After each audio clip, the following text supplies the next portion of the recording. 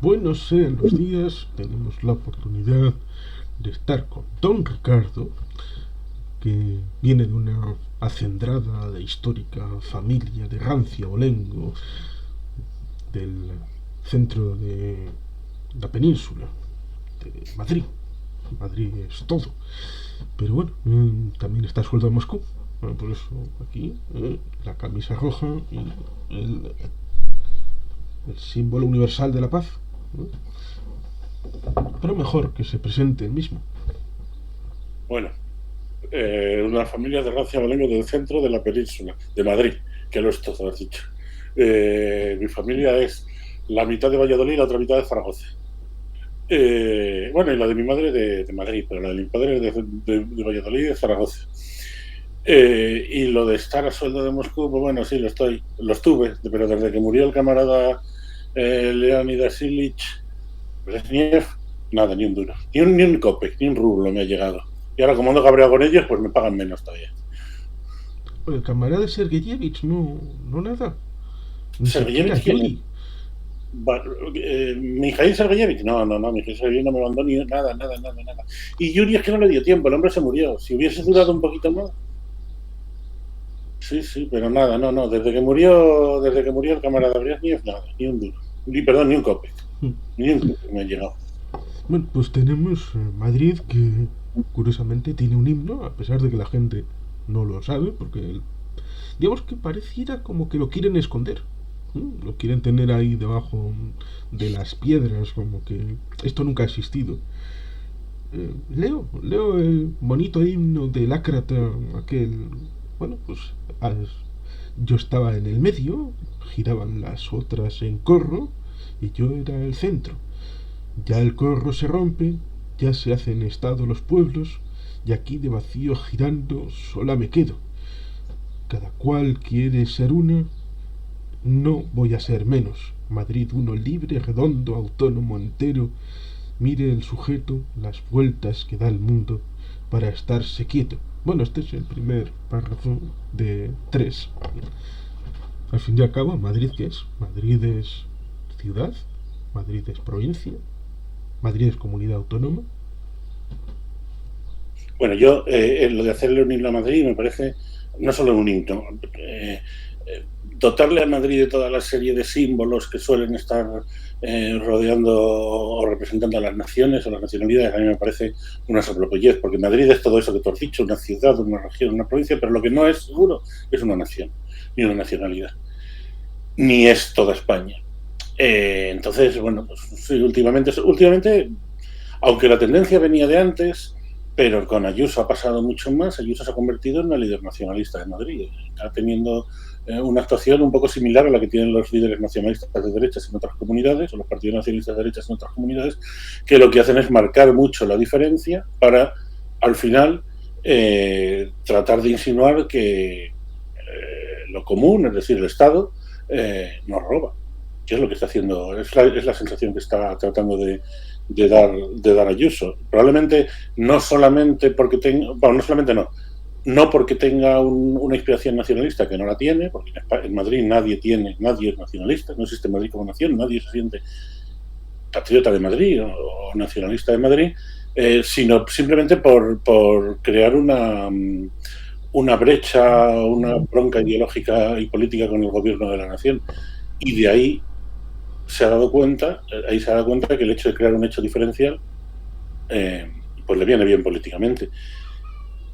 Y entonces, bueno, pues se están exacerbando ese tipo de cosas, como el himno, bueno, pues tener lo de las cañas, crear tonterías que supuestamente diferencian a Madrid, la libertad, en otras comunidades autónomas por lo visto no son libres. Y al final van a terminar consiguiendo crear un sentimiento nacionalista en Madrid, pero para mí es una tontería. Madrid es España y punto, y ya está. No hay otra nación. Hombre, el himno es del año 83, promovido por el primer presidente, don Joaquín Leguina, que tampoco es madrileño hacendrado, sino nacido en Cantabria, una bonita tierra, la tierra de Pero mi es que, mujer. claro, pero es que eso es, bueno, es el año 73, es otro momento, claro, es otro momento histórico y político, pero la pulsión está ahí. para mí el estado de las autonomías bueno, es un error al que probablemente yo hubiera cometido en aquel momento también, pero es un error en el que todas las comunidades entraron, y unas más y otras menos, pero todas procuraron crear cosas que les diferenciaran del resto de España. Vale, yo creo que sí que es cierto que España tiene nacionalidades históricas integradas, que son Euskadi, Cataluña, mucho menos quizás, pero también Galicia y Andalucía. Pues a mí no me parece mal darles, no, que tengan una autonomía y un autogobierno políticos hasta donde decidamos que lo tengan. Y cuando digo decidamos me refiero entre todos, incluyendo catalanes, vascos, andaluces y gallegos, pero yo no entiendo, por ejemplo, que Castilla y León, Castilla-La Mancha, en la Comunidad Valenciana, Murcia, Extremadura o Madrid tengan comunidades autónomas, porque no viene a cuento. O sea, no es necesario. Sí, eso es una vertiente que fue la italiana. Italia tiene diferencia entre un tipo de estatutos y otros de regiones avanzadas, con identidad, sentimiento, vocación política, y otro de, bueno, pues una especie de desconcentración administrativa, porque evidentemente todo no puede estar en un mismo sitio y al final los ciudadanos merecen un trato equilibrado. No puede ser que, bueno, digamos que esto lo comentaba con el cabeza de lista de Unión del Pueblo Leonés por Salamanca en las recientes elecciones a comunidad, que evidentemente no todo puede estar centrado en Salamanca. Hay gente que vive fuera de Salamanca, que es más o menos la mitad de la Bueno, población de la provincia, y evidentemente necesitan sanidad, necesitan educación, necesitan servicios sociales, necesitan comprar todos los días, y evidentemente no pueden ir a Salamanca ciudad todos los días. Y evidentemente, pues eso cualquier político decente debería de tenerlo en cuenta a la hora de hacer sus cosas. Pero evidentemente otra cosa es ya luego que esto se incardine en un proyecto nacional distinto. La descentralización administrativa no implica no implica la creación de comunidades autónomas que al final lo que hagan es cambiar o alterar la igualdad de los ciudadanos ante la ley. Yo no tengo problema en repartir la capitalidad. Es decir, porque la capitalidad y los beneficios y también los perjuicios, pero bueno, los beneficios que tiene la capitalidad, la creación de empleo, el efecto de atraer empresas y por lo tanto atraer impuestos y tal, ¿por qué tienen que estar en Madrid? Bueno, pues no hay problema, vamos a repartir la capitalidad. Además, hoy con Internet da igual que la capital esté en Madrid o en Bota al Cuervo. Un poco, ¿no? Porque estamos perfectamente comunicados y todo se puede hacer a través de Internet. Pues repartamos la capitalidad. Lo que está el otro día había una bronca que yo no entendía muy bien por qué. Bueno, sí, no entendía por qué, claro, la está utilizando Ayuso para confrontar con el gobierno, como siempre. Hay una agencia europea del espacio, creo, que está buscando una sede en España para instalarse, y hay varias candidaturas. Ha dicho Ayuso que tiene que ser en Madrid por narices, porque si no, España se rompe. Bueno, pues Madrid, pues a Barcelona, o puede ser ni Madrid ni Barcelona, puede irse a León o a, qué sé yo, o a Vigo o a Cáceres. Creo que no es la agencia europea, sino una nueva agencia del espacio española, la que se quiere hacer Así. desde el gobierno de Bueno, España. sabía que era algo del espacio, no sé si es europeo o no, pero es lo mismo. El caso es que ¿por qué en Madrid? O sea, ¿por qué tiene que estar en Madrid? Pues probablemente porque hubo la circunstancia en la época del franquismo, en los años 60, que se eligió fundamentalmente la zona de Cercedilla, Tres Cantos y todo esto para poner los enlaces con la NASA, y ya que ahí está la NASA, pues haces un batiburrillo sin entender que evidentemente... hombre, aunque haya colaboración, la NASA y la agencia europea o la agencia española, pues evidentemente querrán su espacio de privacidad, de gestión de los propios datos y de todo esto, y no, evidentemente no podrán estar en el mismo sitio, en la misma habitación. Es ya, pero algo... bueno, o sea, en la época de Franco era otro momento. Ahora mismo esa agencia podría estar en cualquier parte, si al final van a ser edificios administrativos, ¿no? Sí, y al fin y al cabo, si quieren hacer algo, eh, precisamente por eso están en esos lugares y no en el pleno centro de Madrid. La contaminación lumínica destroza la observación del espacio, y por eso al fin y al cabo pues también ayuda la posición. Por eso pusieron una señal ahí en Canarias, porque es un lugar bastante majo para la observación del espacio y la ayuda a los astronautas.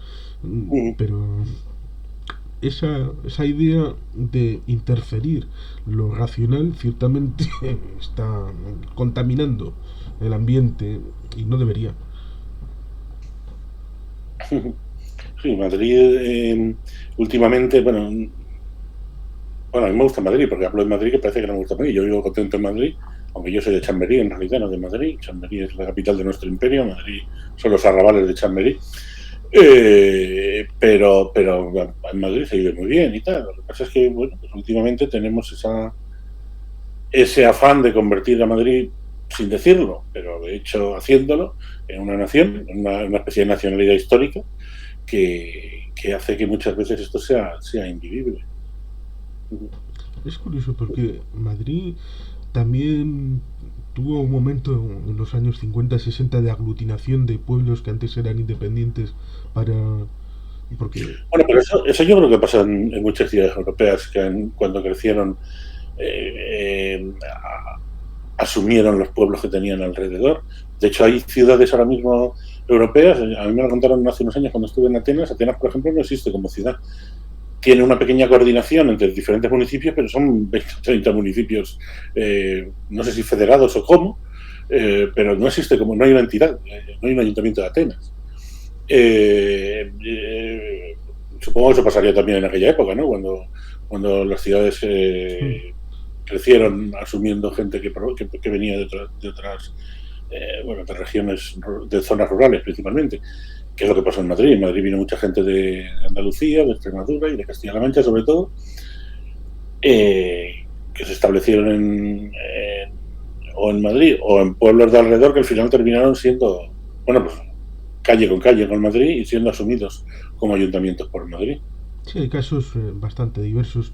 Ejemplo clásico de eso puede ser lo que se intentó en Bilbao, pero claro, como hay una barrera, que es la que separa el Bocho del Valle del Chorierri, que se anexionó en los años 60, pues evidentemente eso favoreció que luego, cuando llegan los años 70, quisieran volver a tener sus propios ayuntamientos, cosa que por ejemplo no sucedió dentro, con los barrios de Deusto, de Abando, que esos ya estaban desde finales del siglo XIX incorporados.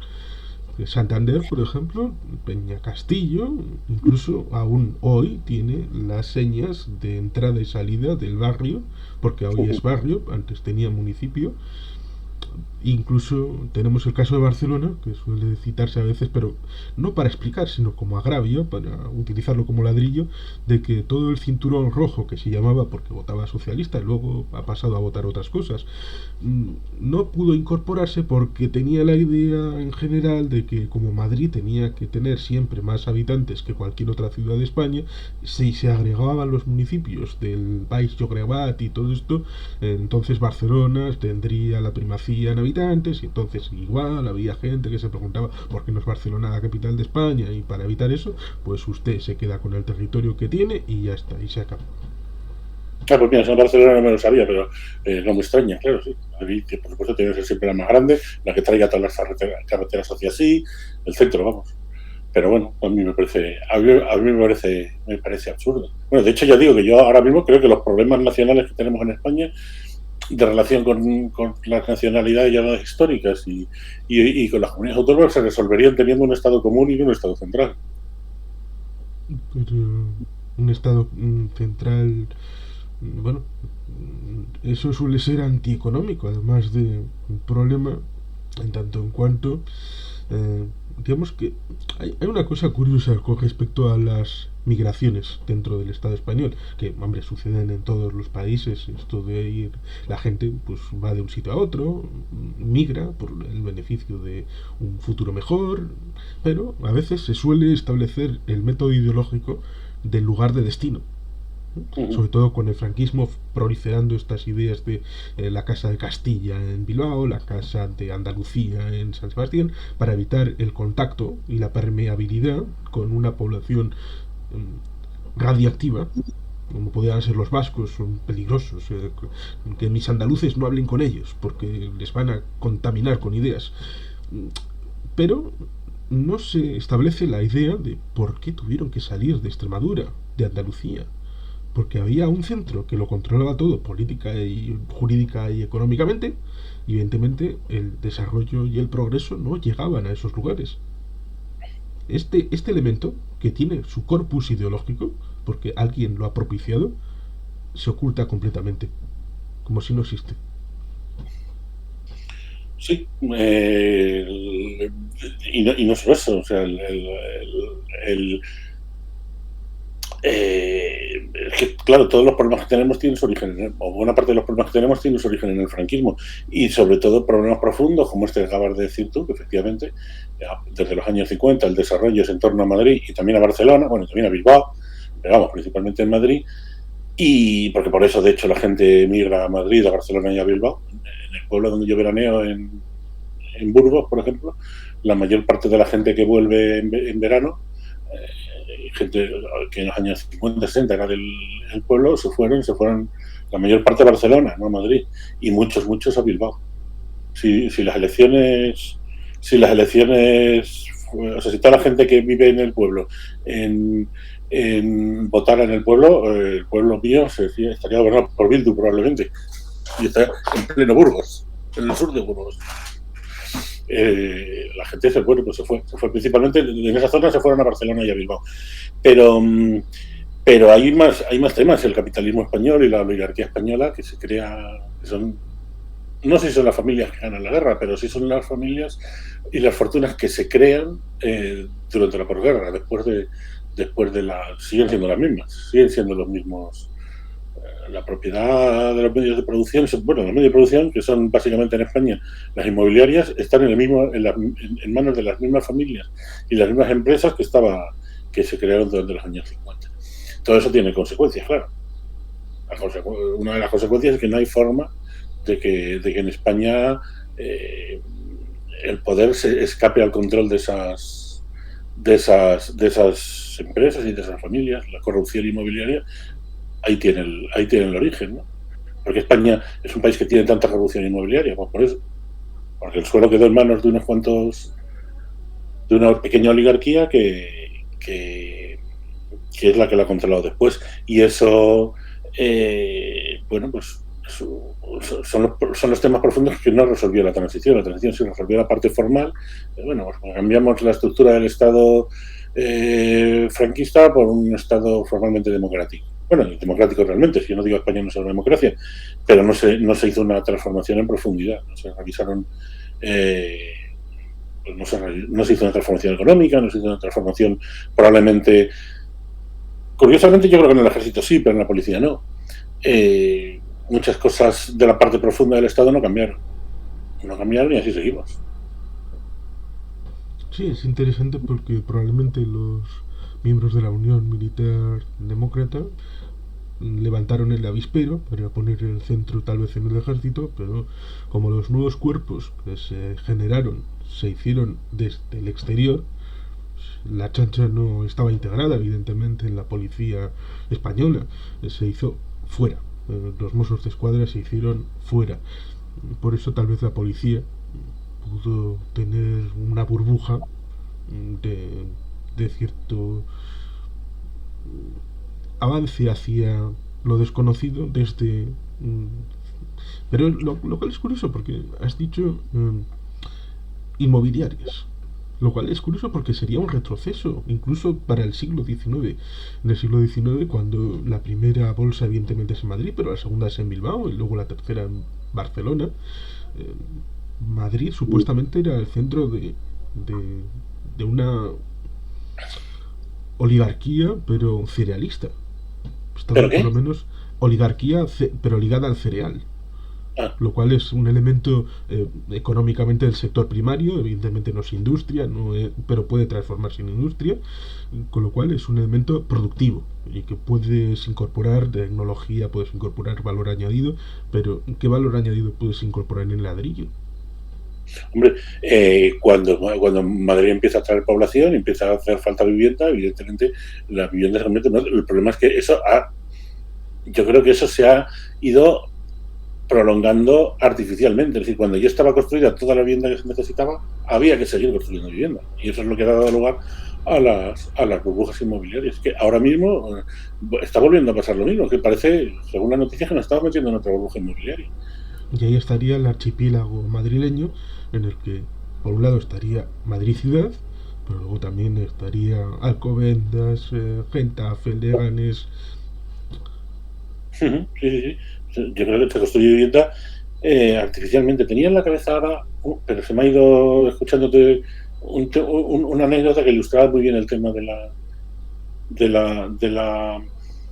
pero se me ha ido, ya me acordaré mientras hablamos. Sobre el tema inmobiliario, no lo que coño era. Sí, es interesante esto del tema inmobiliario porque en el año 2007, no sé cómo... Ya me acuerdo, sí, mira. Es que Madrid, España, es un país, en otros sitios yo no sé cómo será, pero España es un país que tiene cierta tendencia a que la corrupción esté en torno al suelo. Leí hace tiempo, a mí me interesa mucho la historia, y leí hace tiempo una historia curiosa, que es que cuando se hizo la estación del norte de Madrid, que es la estación que comunica Madrid con la península, con la zona norte, con Castilla, con Galicia, con Santander, el País Vasco y tal, y Aragón. La estación del norte, como su nombre dice, tiene que estar en el norte de la ciudad. Contactaron a principios del siglo XIX a unos ingenieros franceses que vinieron a construirla, y cuando vieron los suelos en los que se iba a construir, los terrenos en los que se quería construir la estación, se sorprendieron mucho y dijeron, bueno, estos terrenos no son adecuados por dos razones. La primera, que están en el oeste, en el suroeste de Madrid. En el oeste, más bien. Más que en el sureste, en el oeste. Y lo segundo es que están en una zona baja, en la parte baja de la montaña, porque Madrid es una montaña, el cuartel de la montaña. Están en la parte baja. Lo lógico es que el tren salga de una parte que está en alto. No hubo manera. Por más que los arquitectos dijeron que que los ingenieros dijeron que el sitio para construir esa estación es donde hoy está la estación de Chamartín, que es la estación del norte, realmente, no hubo forma. ¿Y sabes por qué? Porque esos terrenos que están al lado del Palacio Real eran propiedad de la reina de Isabel I. Y claro, esos terrenos se iban a revalorizar, la reina se los iba a vender al Estado para construir la estación del norte y tal, y tenía que ser ahí necesariamente. Sí, sería Isabel II. Eso, Isabel II, sí, perdón, he dicho primera, sí, me he liado. Isabel II, sí. Sí, aunque evidentemente, como dice Miguel Anso Murado en su libro La invención del pasado, esto de los numerales entre lo que es España, Castilla, León, Galicia, los números de los reyes de Castilla. Sí, van bailando, no hay una concordancia. Fernando el Católico es Fernando V en Castilla. Sí. Y en Aragón no sé qué Fernando es. Sí, esas cosas suceden. Lo mismo que cuando cierto personajillo en el siglo XVII, que era el Valido, coge, en principio la capital estaba en Madrid, aunque históricamente había estado en Toledo, pero ahí estaba la corte. Sí, la corte estaba en Madrid y decidió empezar a comprar así cosas en Valladolid, y luego hizo que la corte fuera a Valladolid, para que luego, con el tiempo, cuando ya los miembros de la corte habían vendido todo lo que había en Madrid, él por detrás fue comprándolo de extranjis, para luego convencer al rey, oye, qué bien estábamos en Madrid, ¿por qué no volvemos? Y así se gana dinero con el viaje de ida y con el viaje de vuelta. ¿Y ese quién era? ¿Ese Valido? ¿El duque de Lerma? Bueno. Sí, creo que sí. Es que el duque de Lerma era un corrupto inmobiliario de mucho cuidado. No, pues eso, la corrupción está ligada siempre al suelo, yo no sé por qué. Lo cual es curioso porque Madrid, digamos que tiene orígenes islámicos en su constitución como ciudad, si no tengo mala memoria. Pues sí, no sé, sí. Escuché hace poco a alguien hablar sobre el origen de la palabra Madrid, por lo visto no está tan claro. Hay varias opciones. Una de ellas es la famosa de que es al-Majerit, que no sé lo que significaba, algo relativo al agua en árabe.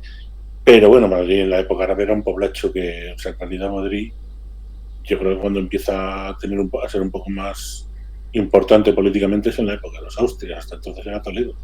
Sí, que precisamente sería por eso, al supuestamente estar desligada del efecto de las comunidades, no ser partidaria ni de un bando ni de otro, entonces Madrid estaría perfecta para ser ese caballo blanco, ese mirlo, para servir de sede de la corte.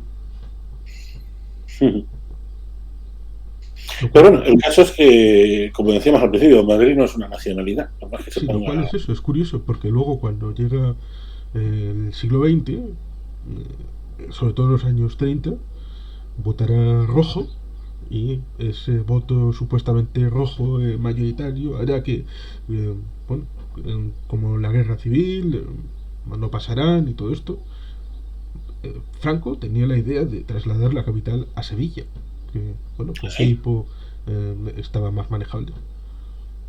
no sabía yo eso. Franco tenía idea de trasladar la capital a Sevilla, la capital de España, Sí, después de la guerra.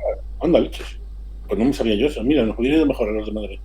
Burgos se quejó porque como había sido la capital de, bueno, hasta que, bueno, Salamanca, Burgos, pero Burgos se quejó porque decía que ya que habían sido, pues podían seguir siéndolo el resto de la historia, porque decían que Madrid, bueno, aparte de estar llena de rojos y ser bombardeada, evidentemente por ellos sabían lo que habían hecho, sabían a dónde habían tirado las bombas, pues querían quitarla y El tema de las bombas en Madrid es muy interesante. Hay mapas por ahí que sobre dónde cayeron las bombas de Franco y curiosamente no cayeron en el barrio de Salamanca. Está todo Madrid cargado de bombas, salvo el cuadradito del barrio de Salamanca donde las que cayeron fueron anecdóticas. sí, ahí estaría eso, porque Madrid está hecho de madrileños, pero los madrileños seguro que también tienen una identidad, un pensamiento, una ideología, no la misma, cada cual la suya, pero evidentemente cuando haces un agregado, pues al fin y al cabo pues hay mayorías, minorías y evidentemente al final acaba saliendo algo. Lo que, Bueno, no sé. ya sabemos lo que ha salido de ese agregado últimamente, ¿no? Llevamos 30 años gobernados por la derecha. En ocasiones una derecha más razonable, como fuera de Gallardón, que la gente no la conoce bien, pero bueno, durante la época de Gallardón se hicieron cosas muy buenas en Madrid. Por ejemplo, se creó la red pública de la red educativa pública. Se creó, que ahora están destruyendo, la creó, se creó en la época de Gallardón con el consejero Villapalos como consejero de educación y con colaboración de la izquierda, porque bueno, había una persona de mucho peso en los ayuntamientos de Madrid en aquella época, que era Fausto Fernández, el alcalde de Rivas. Yo estaba trabajando en Rivas en aquella época, y Fausto era el presidente de la Comisión de Educación de la Federación de Municipios de Madrid. Entonces la Federación de Municipios y la Comunidad negociaron la creación de centros de institutos y colegios públicos por todos los municipios de Madrid y se crearon una barbaridad de municipios. Se utilizó una fórmula que era que los ayuntamientos que solían tener suelo adelantaban el suelo ponían el suelo y adelantaban los que podían, que eran muchos, en la financiación de los centros. Luego la comunidad devolvía ese dinero a los ayuntamientos y por esa vía se construyeron una barbaridad de institutos en Rivas. Construyeron 13 institutos, creo. Una barbaridad de institutos por la comunidad.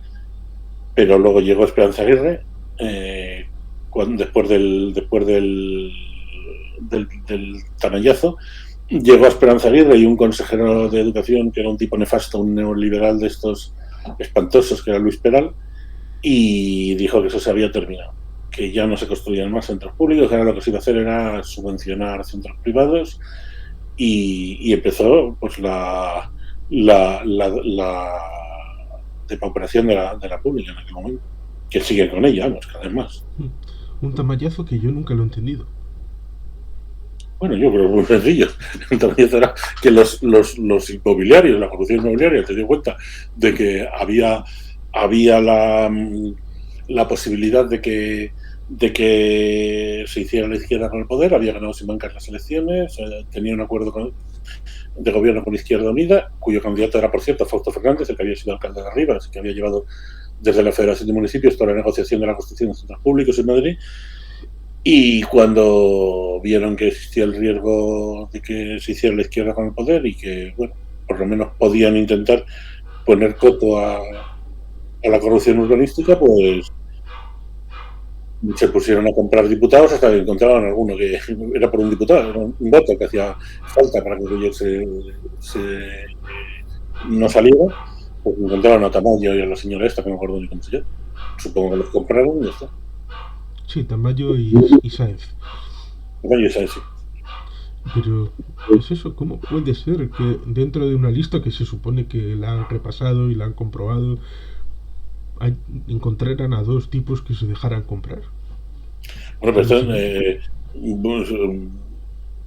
bueno, eran dentro del PSOE había una corriente que era la llevaba el tipo este que se llamaba Balbás, que eran, bueno, el PSOE siempre ha tenido esa división ideológica, si pactar o no pactar con los comunistas, siempre es un eje que les ha dividido siempre.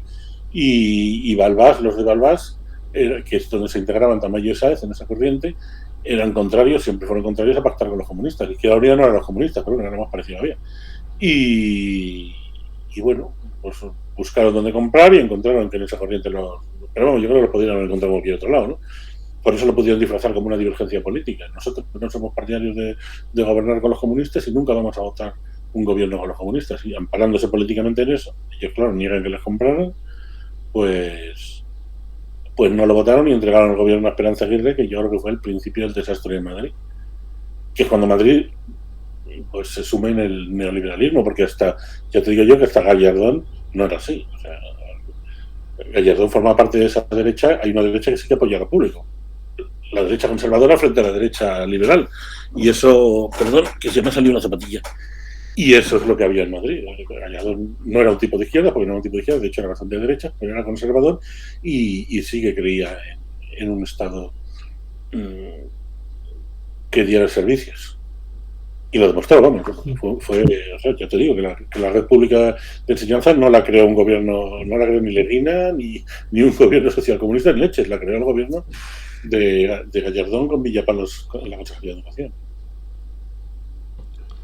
Sí, en principio en esa Comunidad de Madrid se intentó hacer algo que luego parece que ahora se intenta con otras ciudades. Por ejemplo, la asamblea está en Vallecas. Sí, bueno, eso yo no sé de dónde viene eso, pero sí, es un ejemplo de lo que se ha hecho en Madrid, la asamblea que estaba originalmente en la calle San Bernardo, en pleno centro de Madrid, se trasladó a Vallecas, efectivamente, se hizo un edificio exclusivamente para ella, porque en San Bernardo siempre estuvo de manera provisional. Se hizo en Madrid en aquella época, es cierto, una cosa parecida a lo que hablábamos antes de España, trasladar un poco las instituciones para repartirlas por los barrios, ¿no? Que no estuviera todo en el centro. Pero bueno, y de hecho tú vas por Madrid y encuentras oficinas de la Comunidad de Madrid por todas partes. Hace unos años yo tuve que hacer, no me acuerdo qué trámites tuve que hacer, algo que tenía que ver con educación para mi hijo y me tuve que ir a un barrio, pero un barrio que estaba lejísimo de Chamberí, yo no me explico cómo hay cosas fuera de Chamberí. Pues allí había unas oficinas de la Comunidad de Madrid que es donde teníamos que ir todos los que queríamos hacer algo. O sea, no es que estuvieran las oficinas de ese barrio, es que eran las centrales y estaban en un barrio apartadísimo. Hasta tuve que ir en metro. Fue horrible. Pues ahí están. Sí, hubo una época en la que se bueno, cuando se creó la Comunidad de Madrid, claro, en la que se repartieron territorialmente las dependencias de la Comunidad de Madrid, que quizás es un poco lo que hablábamos antes de España, ¿no? Decir que por qué el ministro de Industria no va a estar en Burgos o qué sé yo, o por qué la Orquesta Nacional. Es un tema que yo siempre me he preguntado. ¿Por qué las cosas, los temas culturales están también centralizados en Madrid? ¿Por qué coño no hay una Orquesta Nacional en Barcelona, en Sevilla o en Cáceres? No sé. O sea, si tú quieres escuchar un concierto de la Orquesta Nacional, tienes que venir necesariamente a Madrid. El Auditorio Nacional está en Madrid. ¿Por qué no está todo eso por España? Es que todo tiende al centro, Por eso yo siempre cuando hablo de que, o sea, lo pueden discutir, y la derecha lo discuten, que España es un Estado centralista, pero de hecho lo es, aunque tenga comunidades autónomas. Lo que tenía que tener es un Estado común, porque no es incompatible que sea un solo Estado, que yo soy partidario de un solo Estado, y disolver las comunidades autónomas, quizás salvo 2 o 3, pero un solo Estado, con que ese Estado no sea central sino común. Es decir, puede estar mucho más descentralizado un Estado común que el Estado de las autonomías actual, que en realidad es un caos. El Estado de las autonomías es en realidad un pretexto para tener 17 administraciones que al final lo que hacen es crear diferencias entre los ciudadanos. Bueno, también se puede mirar desde abajo. No estoy hablando de Cataluña ni del País Vasco, sí, sí. Que Eso, entiendo en parte iba a decir eso, porque pero hay diferencias que, pues, no lo sé. La razón de crear 17 comunidades autónomas es no crear agravios comparativos entre un señor de Cáceres y un señor de Barcelona. Para evitar que el señor de Cáceres diga, ay, ¿por qué los de Cataluña sí pueden tener comunidad? Bueno, los de Cataluña lo tendrán por lo que lo tengan, pero tú no eres menos que un señor de Cataluña porque no haya una comunidad autónoma de Extremadura. Sí, no eres menos. Que fue Pepe Bono el que dijo que en un momento de la transición, muy al principio, dijeron vamos a darles autonomía a vascos y catalanes, y los militares picajosos, no puede ser, tranquilos, a los demás le vamos a dar lo mismo. Un café para todos. Claro, es que es absurdo, O sea, yo no entiendo eso, ¿por qué los franceses que tienen un Estado, bueno, no sé si es centralizado o no, porque no lo conozco, pero es un solo Estado. Sí. ¿no? Es precisamente el mal español. El mal español es fijarse única y exclusivamente en Francia y en lo que pasa con Francia, que tienen un problema horrible. Horrible porque como todas las leyes son las que emana París, todas las diferencias que pueda haber conllevan atrasos, diferencias, y más cuanto más te alejas, las islas de Nueva Caledonia, de Mayotte, de Martinica, todas estas se rigen por la misma ley de la metrópoli. Y dices, hombre, pues yo creo que no puedes tener las mismas leyes exactamente todas 100% en Orleans que en la Guyana francesa, aunque solamente sea por el clima, la situación geográfica, el paisaje, el paisanaje, la cultura, evidentemente. Pero España siempre se ha fijado en Francia como modelo, como faro de inspiración. Sí, pero lo que si es que yo no estoy en contra de la descentralización administrativa. Yo con eso no tengo problema. A mí lo que me parece que ha sido una rémora para España es la creación de comunidades autónomas donde no eran necesarias, que es lo que tú decías antes. Es que como el ejército se asusta porque vamos a crear las comunidades autónomas del País Vasco y de Cataluña, pues entonces vamos a crear también comunidades autónomas por toda España. Vale, es que es absurdo. O bueno, haber creado una sola, que abarcase el resto de España. Yo qué sé. Pero es un poco absurdo. Sí, es absurdo porque estás creando diferencias entre ciudadanos, diferencias de derechos realmente. Sí, por ejemplo, era absurdo en épocas que el puerto de Santander estuviera controlado desde Burgos, que no tiene mar. O por ejemplo que ahora supuestamente desde la Comunidad de Madrid se aspire a que sea el centro de la entrada de cruceros en España. Pero ¿en qué terminal de cruceros va a terminar la gente en Madrid? Hombre, evidentemente tendría mucho más sentido que estuviera la central de cruceros en Barcelona, en Valencia, en Sevilla, o en Cádiz, o en Bilbao, o en La Coruña, pero no en Madrid, que está muy lejos del mar. Pero estas declaraciones las he escuchado a diferentes presidentes de la Comunidad de Madrid, que la principal terminal de cruceros de España sea Madrid. Sí, no había oído de eso, pero es absurdo. Es absurdo. Pero vamos, que yo insisto en que lo que hay que hacer es crear un Estado común y no un Estado unitario. O sea, un Estado unitario pero común, no central. No central. Y común quiere decir que no necesariamente la capital sea Madrid, sino que la capitalidad esté repartida, que los centros de poder estén repartidos y que por lo tanto los centros que atraen el desarrollo económico estén también repartidos. Sí, porque se puede uno, en política comparada, se puede uno fijar en otros estados, pues sin ir a Suiza o Alemania, Bélgica, Canadá. Uno, si es francófono en Canadá, no solamente puede gestionar sus papeles en Quebec, que supuestamente es el lugar donde hay más concentración de francófonos. Uno, si va a cualquier oficina federal canadiense en cualquier punto de Canadá y habla francés, ahí habrá alguien para acogerle la solicitud, queja o lo que sea en francés, y usted podrá hacer la instancia que sea en francés aunque esté en Alberta o en Columbia Británica, lo cual es una mentalidad distinta. Lo No, que habla mismo que, inglés. sí, lo mismo que evidentemente en Estados Unidos las grandes empresas no están en Washington DC. El Lockheed Martin está en otra ciudad, o bueno, Apple, Google, todas las tecnológicas pues están en California, hay empresas que están en Texas, hay empresas que están en Delaware, ciertamente, que dicen que es un paraíso fiscal. Pareciera que se coge solamente el caso francés como modelo y se olvidan todos los demás.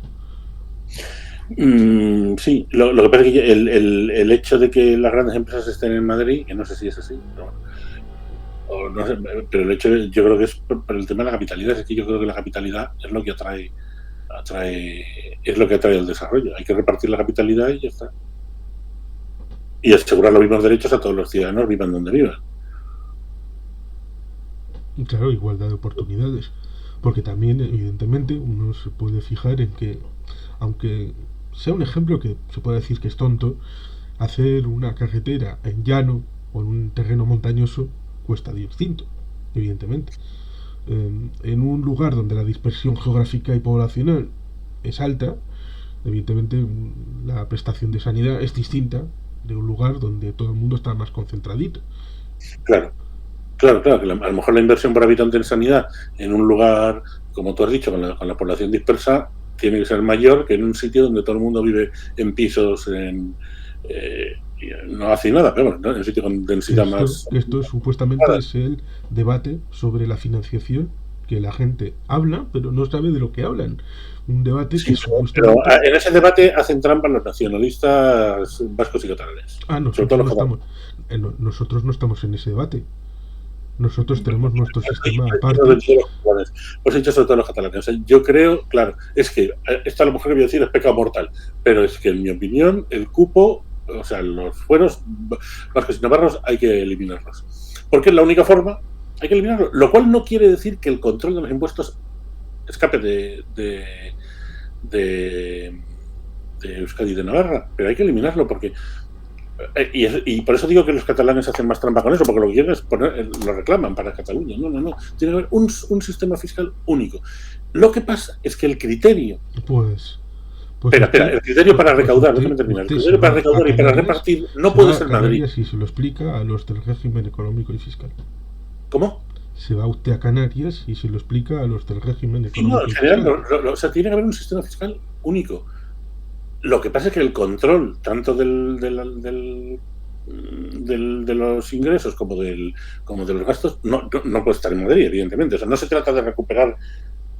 ¿Ves el verbo? O sea, he utilizado el verbo hablando como madrileño. No se trata de recuperar el control fiscal, no, se trata al revés, de repartir bien. Es decir, de evitar que haya.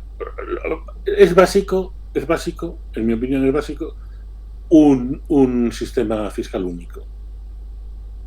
Que, por cierto, también creo que tiene que desaparecer el sistema fiscal español, porque al final, que es lo que yo creo realmente, al final, lo mejor para todos será la desaparición de los Estados-nación, incluido España, y que se subsuman en un solo Estado que sea, iba a decir Cataluña, que sea Europa.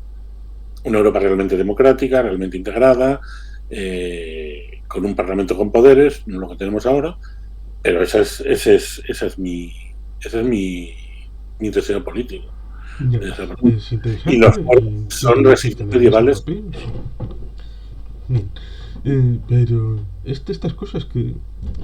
A ver, cuando uno establece la idea precisamente que trataba de introducirla de la financiación, que es importante para los sistemas básicos, salud, educación, servicios sociales, que evidentemente no fue el nacionalismo vasco ni el nacionalismo catalán quien se los transfirió obligatoriamente a las comunidades autónomas.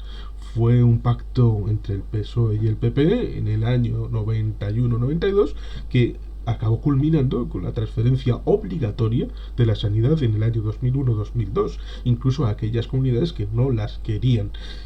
Esto se ha hecho con distinción de nacionalidades y de los nacionalismos.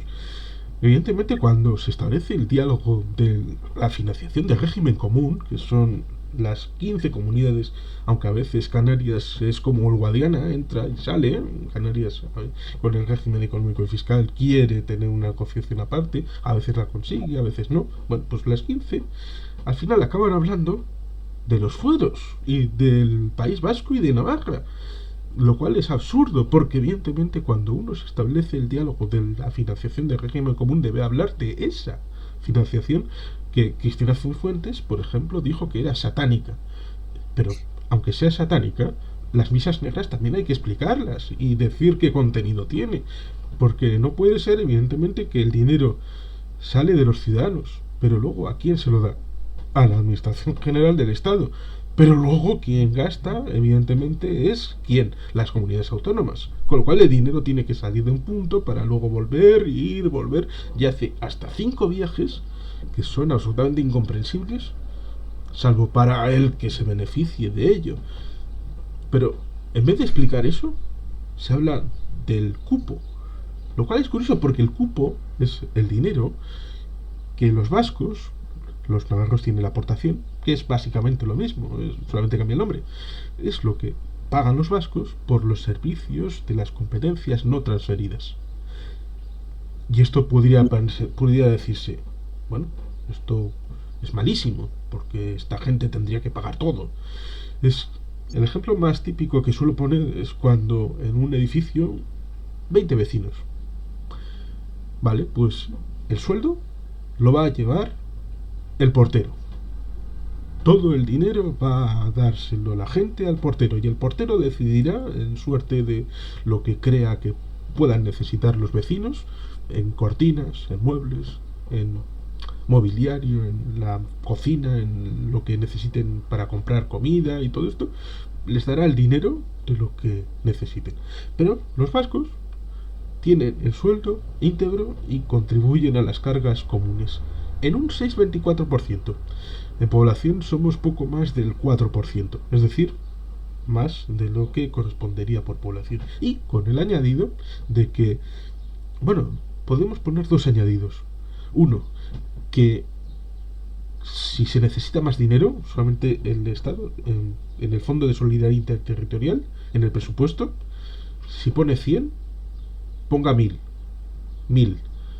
Y entonces el 6,24, como es una carga en porcentaje, en vez de pagar el 6,24 de 100, los vascos pagarán el 6,24 de 1000.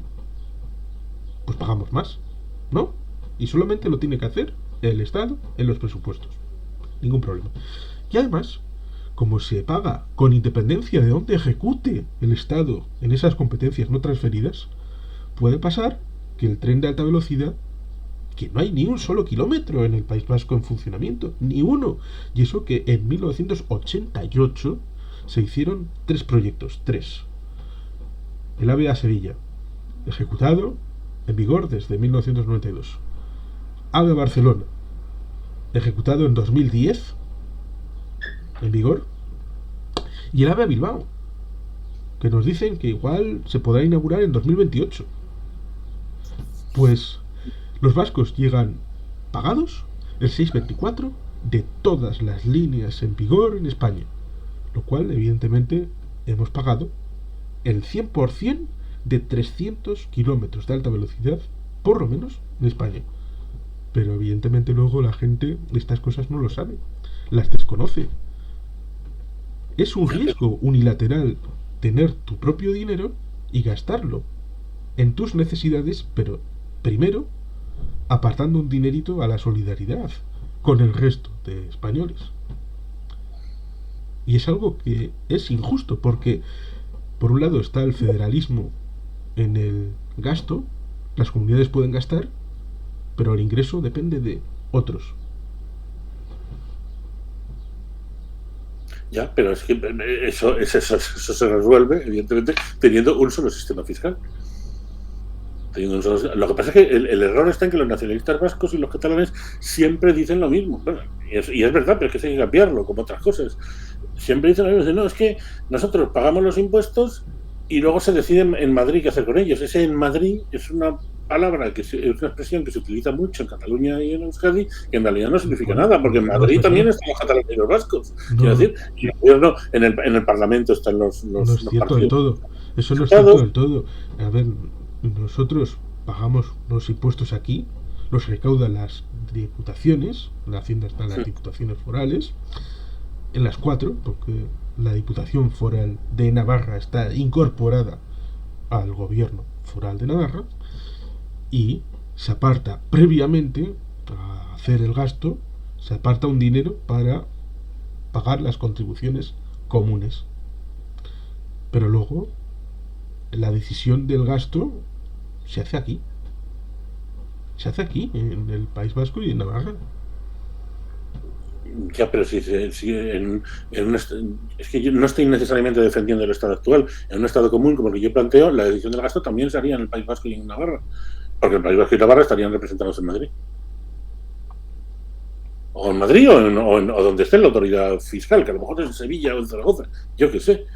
Pero es que eso de en Madrid, eso de decir, esa expresión que se utiliza en el País Vasco y en Cataluña, en Madrid, como si lo de Madrid fuese ajeno, ¿no? Es que muchas veces en las decisiones de Madrid intervienen los vascos y los catalanes. Los vascos y los catalanes, especialmente cuando hay gobiernos débiles, como ocurre ahora, o mayorías parlamentarias débiles, como ocurre, influyen mucho. Y han influido mucho durante toda la historia, vamos, porque ese es uno de los problemas que ha tenido el Estado de las autonomías, que ha permitido que los partidos de Sagra en España no han sido partidos de centro. Bueno, sí, a lo mejor eran partidos de centro, pero lo que les caracterizaba no eran partidos de centro, eran ser partidos regionales. Por eso han empezado digo regionales porque eran concentrados principalmente en Navarra y en País Vasco, y han sido muchas veces los que han decidido quién ha gobernado y los que han reclamado contrapartidas políticas a cambio de dar el apoyo a la mayoría de turno en ese momento en el Congreso de los Diputados. O sea que los catalanes no pueden decir que no han influido en el Estado de las Autonomías, porque sí han influido, y de hecho el Estado de las Autonomías es un Estado construido a medida de los nacionalismos catalán y vasco. O sea, eso es un hecho así. De hecho, se ha reproducido en el resto de España, haciendo una cosa que ya he dicho antes que yo creo que es mala, que es que todas las regiones, las antiguas regiones, tengan su correspondiente comunidad autónoma. Sí, digamos que, bueno, ahí se puede hacer una pequeña matización, creo que importante. El nacionalismo vasco y el catalán han sido intrínsecamente distintos en su vocación y en su incardinación, mientras el nacionalismo vasco ha tratado de hacer, en términos vascos, un choco aquí en el País Vasco, que nos gestionemos nosotros a poder ser en cuanto más mejor. Los catalanes, en cambio, siempre han tenido la vocación universal misionera de transformar España en algo distinto, y por eso se han involucrado pues, en gobiernos de la época de la Restauración, el principio del siglo XX, con ministros catalanes. Que los más imperialistas de todos los imperialistas españoles eran los catalanes, ¿eh? Que el catalanismo pasa de ser cultural a político y empieza a hablar del tema de la independencia, primero cuando se pierden las colonias de Cuba, que eran uno de los principales mercados de la industria catalana. Entonces, cuando ven que pierden Cuba, dicen, uy, ahora nos vamos a hacer catalanes independientes, pero hasta entonces eran uno de los ejes del imperialismo español. O sea, que no vengamos aquí un gaita. O sea, si yo no dudo, o sea, yo creo que las naciones, ni Cataluña, ni Euskadi, ni España, ni Alemania, no existen en realidad. Son nociones culturales, son que pueden tener Estado, no pueden no tenerlo. Quiere decir, Cataluña, entonces creo que una nación en realidad es una nación política. Se forma un soberano y ese soberano decide constituir un Estado. Ese Estado puede ser España, puede ser Cataluña, puede ser el País Vasco, o puede ser, qué sé yo, Baviera. En ese momento, que es un momento que no existe históricamente, es una cosa ideal, pero de alguna manera hay que poner el origen en alguna parte. En ese momento que un soberano decide constituir un Estado e iniciar un periodo constituyente, en ese momento se crea la nación. Por lo tanto, no existe España, no existe Cataluña, no existe el País Vasco, existe esta España. La España que decidimos constituir en 1978. La anterior era otra. Era la que constituyó en el año 39, cuando una banda de bárbaros se hicieron militarmente con España, se transformaron en soberano y decidieron crear esa España. Y la España de la restauración decimonónica era otra España. Es decir, no existe España. España como idea cultural quizás exista. Quizás esos estados van heredando una nación como idea cultural y como realidad histórica, pero en realidad es una cosa absolutamente cambiante. El otro día discutía con una amiga mía del colegio porque decía que se está perdiendo España, que claro, que dentro de 100 años a lo mejor la mayor parte de la población española es de origen marroquí o de origen o son negros porque son, pues sí, a lo mejor pasa eso, pero será en España igualmente, será otra España, igual que nuestra España es otra España diferente a la de nuestros abuelos, es otra España. Sí. No existen las naciones. Es que ese debate no existe. Y dentro de 200 años, probablemente España seguirá existiendo como nación cultural, seguirá como realidad cultural, seguirá la gente hablando español, seguirán estudiando la historia española, pero probablemente no tengan el Estado español, porque no existe. Espero que no exista. No, es que avanzamos hacia la barbarie. Realmente España está integrada en una democracia europea mucho más amplia. Pues yo lo que veo es que los nacionalismos... bueno, el español evidentemente, porque es el nacionalismo más fuerte y más expansivo que hay dentro de la península, pero al catalán y al vasco les pasa lo mismo. Están cerrados en mantener una idea, en contener, en evitar la evolución de la idea de la nación. Entonces, por eso te decía antes que Cataluña, es que Cataluña, la nación catalana, el nacionalismo catalán era un movimiento cultural hace 150 años. Cultural, nada más, porque la burguesía catalana era probablemente el sector más fuertemente imperialista de la burguesía española. Imperialista en el sentido de que vamos a mantener nuestras colonias, porque nuestras colonias, Cuba era para los catalanes nuestras colonias. Se pierde Cuba y entonces Cataluña dice, me voy. Bueno, no es así, no es exactamente así, no es un corte así, pero entonces cuando el nacionalismo catalán empieza a pensar que a lo mejor ya no le conviene tanto seguir integrada en España, que a lo mejor le interesa más mirar hacia Europa, y empieza el tema del independentismo y del nacionalismo político, pero hasta entonces era una cosa puramente cultural. Y el tema vasco no lo conozco tanto, pero a mí me da la impresión también de que se produce una ruptura política con España un poco más tarde, aunque el nacionalismo vasco es por lo menos de la época de Sabino Arana realmente político, no solo cultural, pero se produce una ruptura con España que produce cierta, aunque luego se intenta corregir, pero no sé si se puede o no se puede, que produce cierta incompetencia a raíz del franquismo y de la guerra. Que también Franco intenta pararlo, porque, ojo, los fueros los conserva el País Vasco y Navarra, porque Franco permitió que los conservara. Ya está. Si Franco no los quiere, caen como hubieran caído en... Los toleró en la mitad del País Vasco, que fue favorable al inicio de la guerra civil, como fue Álava y Navarra, y en la otra mitad los eliminó, en tanto cuanto suprimió arbitrariamente el conflicto por hecho de guerra, lo cual es un baldón para algunos, pero una medalla de honor el hecho de haber mantenido Vizcaya y Guipúzcoa la legalidad que entonces era la republicana en el día 18 de julio del año 36, hasta que no quedaron armas y la cosa pues hubo que rendirse, que es lo mismo que le pasó al señor Carrillo padre, Wenceslao Carrillo, el coronel Casado y Besteiro en Madrid en marzo del año 39, que también tuvieron que rendirse porque veían que la cosa se había acabado. Digamos que yo podría decir que el nacionalismo vasco hunde sus raíces en la defensa de la foralidad, no como algo superior, sino como algo distinto. Los seres humanos somos distintos, somos diferentes, tenemos diferente realidad, diferente orografía, diferente cultura, diferente... y no por ellos dejamos de ser humanos. Tenemos diferente tribu, diferente comunidad, diferente familia, diferente religión, diferente hecho Pero estas cosas que las sabían los reyes católicos, porque estamos hablando de que la foralidad nuclear establece en Vizcaya su sede. Estamos hablando de que ya en el siglo XI se empieza a hablar un poco de esto que es el derecho consuetudinario. Por ejemplo, los británicos están basados su derecho en el derecho consuetudinario, que es el derecho de la costumbre. Nosotros aquí lo hacemos así, y eso se va codificando en normas que se va haciendo derecho paso a paso. En el siglo XIV tenemos una primera versión de lo que sería la foralidad, es decir, el derecho en Vizcaya, pero eso se acabará codificando en el fuero viejo de Vizcaya, que será a mediados del siglo XV, más o menos por la época en la que cae Constantinopla.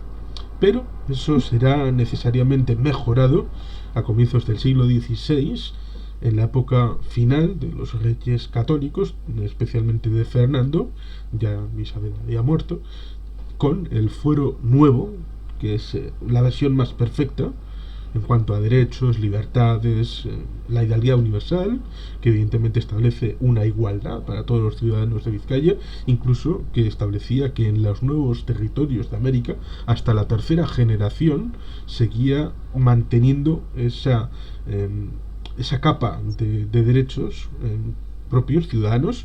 La tercera generación en América tenía esa cobertura.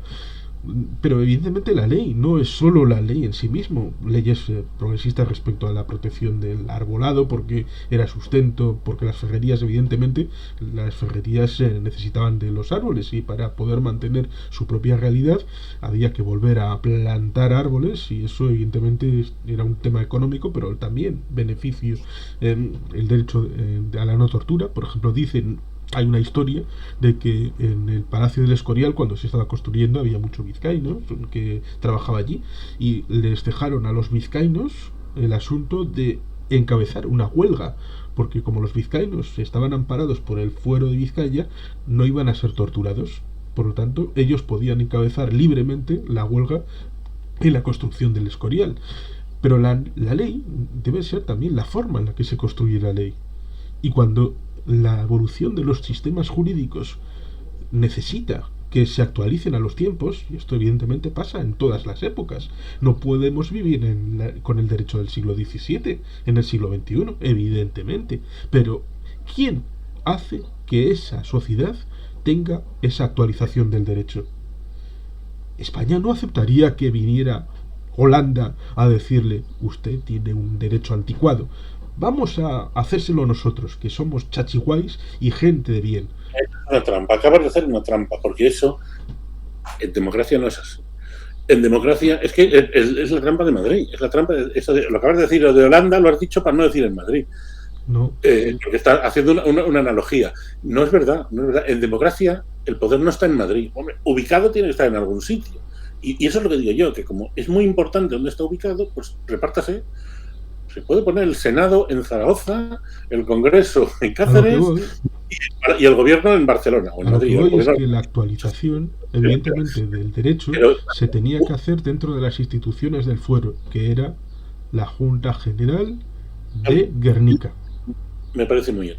Y eso se intentó laminar en el siglo XIX, sacando de fuera una actualización del fuero desde fuera de las instituciones, forzando el sistema, y eso acabó en la derogación foral del año 1876.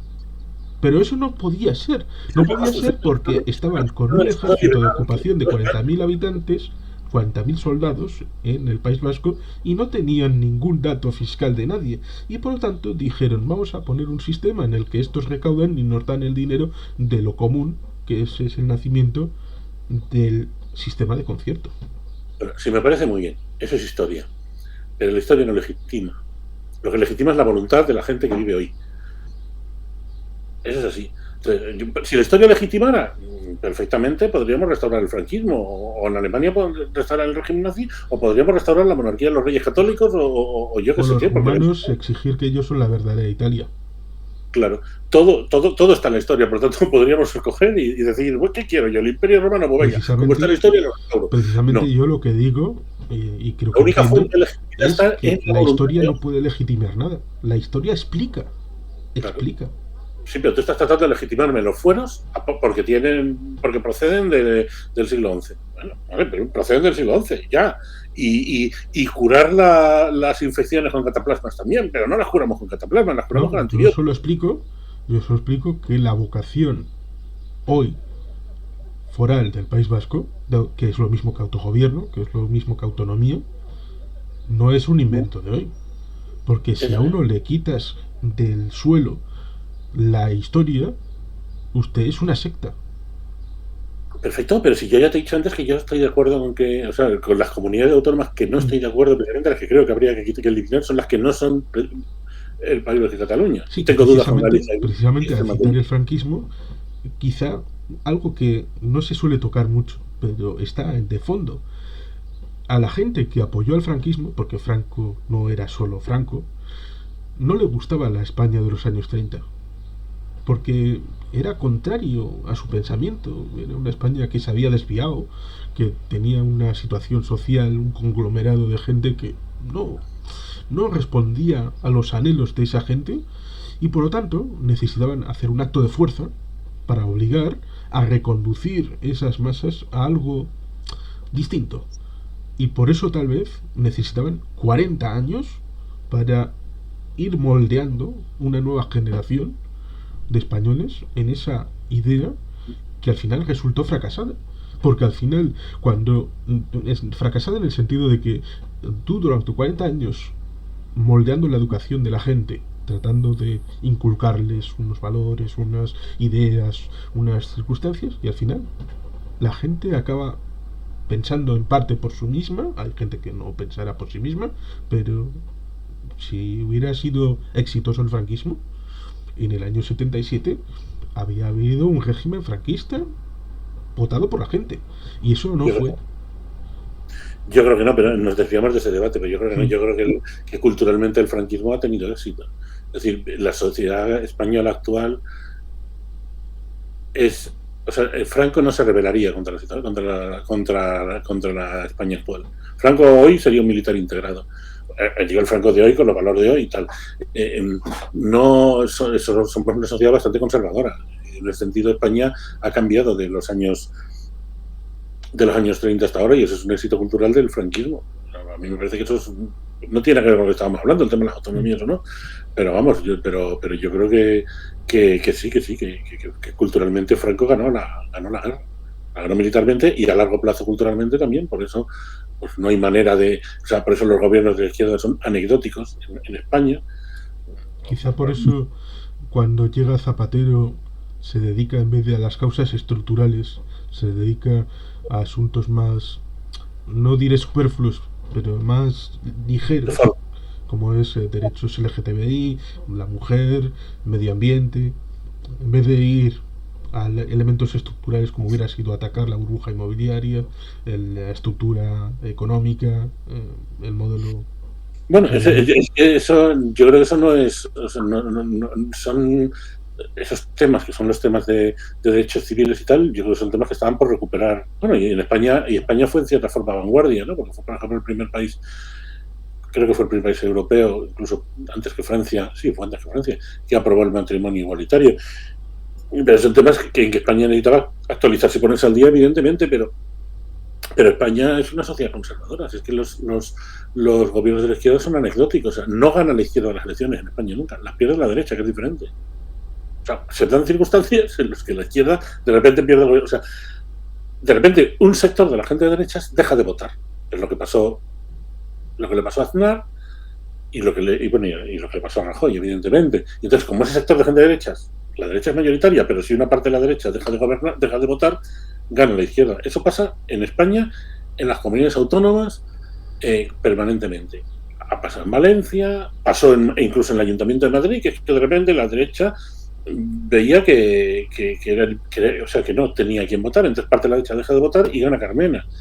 Pero eso es toda una legislatura, porque no es lo normal, no es lo que corresponde. Inmediatamente se recompone el orden y vuelve a ganar la derecha. España es una sociedad conservadora, sí, tiene momentos de cierto brillo, como la época de Zapatero, que de repente decía actualizarse y podía actualizar estas cosas, pero son momentos anecdóticos. Y claro, una vez que haces eso, una vez que apruebas el matrimonio igualitario, por ejemplo, ya no lo puedes quitar. Por mucho que venga un gobierno de Vox, no lo puede quitar.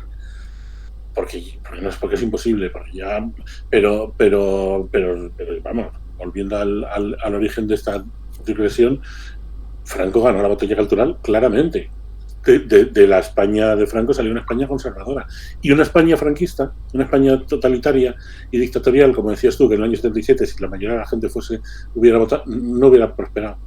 No hubiera prosperado porque la dictadura franquista era como una especie de cosa fuera del tiempo dentro de la Unión Europea. Eso, si Franco hubiera sido un portento biológico, hubiera habido 130 años, estuviera vivo todavía ahora, en algún momento se hubiera producido un cambio y estaríamos en lo mismo, porque eso no encajaba en la España, en la Europa y en el occidente del final del siglo XX. Entonces, no hubiera sido posible que el franquismo se mantuviera en el poder mediante las urnas. La forma del Estado tenía que cambiar de dictadura a democracia, eso necesariamente. Pero en lo profundo, en lo económico que he dicho antes, el tema de las fortunas y tal, pero también en lo profundo, en lo cultural, o sea, sigue siendo una sociedad española, una sociedad conservadora, yo creo. Evidentemente, hay sociedades mucho más conservadoras, como la húngara, la polaca o la rusa, pero España es una sociedad conservadora en la que la izquierda gobierna de manera anecdótica, no por méritos propios, no porque gane las elecciones, no porque consiga convencer de que hay que hacer cambios, sino porque la derecha de repente los pierde. En un momento determinado, la derecha se satura, parte de la derecha no vota y entonces eso hace que la izquierda gobierne una o dos legislaturas. Es lo que va a pasar con Pedro Sánchez. Ya verás con Pedro Sánchez va a pasar parecido. No sé si gobernará otra legislatura, yo creo que no. Pero ya lo veremos. Pero es una cosa... Los gobiernos de la izquierda son anecdóticos en España porque la sociedad española es conservadora y mayoritariamente de derechas. Y eso se lo debemos a Franco. Yo no sé lo que va a pasar. En principio, el 19 de junio tenemos unas elecciones andaluzas. Y va a haber elecciones autonómicas, municipales y forales en mayo de 2023. Que esas están fijas, se sabe el día incluso. Y las elecciones generales yo creo que serán en diciembre del 23. Me puedo equivocar. No sé. No tengo ni idea cuándo sea. Yo no creo que las vaya a adelantar. Sobre todo si la derecha es cada vez más fuerte. Pero vamos, que no va a seguir habiendo gobierno de la izquierda mucho tiempo, yo lo tengo claro porque es así. Es posible que las cosas cambien. Los cambios, por ejemplo, los cambios a los que hacíamos referencia antes de Zapatero, esos contribuyen a cambiar la mentalidad de la gente también y probablemente a hacerla menos conservadora, pero por el momento España no sería conservadora.